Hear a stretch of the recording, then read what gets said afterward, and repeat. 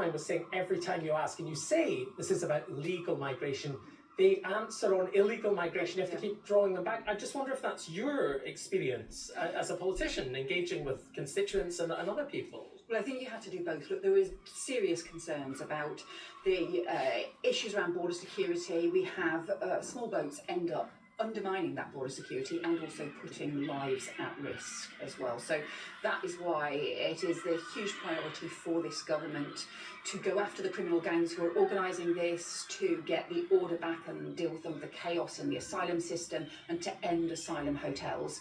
Alongside that, we also need to deal with the fact that net migration, legal migration, quadrupled in the space of just 4 years. And just so to we be have clear, to address that as well. Let's just remind newscasters, and many will know already, but net migration, the number of people coming minus the number of people leaving, right. in really simple terms, just to put it in simple terms. Yes. And that quadrupled.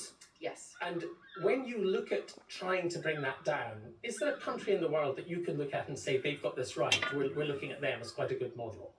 Well, I think other countries haven't seen that huge increase that we had in net migration in such a short period of time, to quadruple in the space of 4 years, in a period where the government was actually saying they were going to bring net migration down. In fact, they did the opposite to such a huge scale.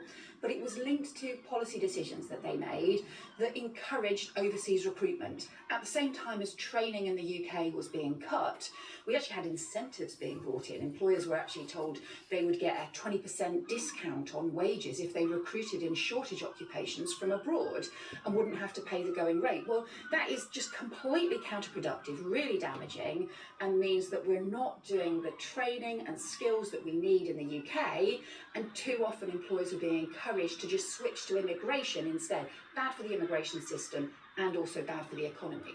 In your view, are there too many foreigners in this country legally?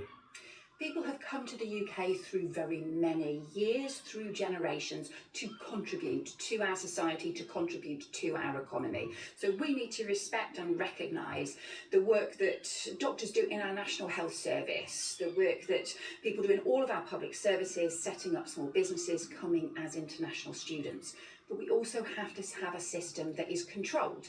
So we have said net migration needs to come down. So the answer is yes. You think there are too many foreigners in this country? I think you have to recognise when people have come here, they've arrived here lawfully, they are contributing to our country, and we need to respect that.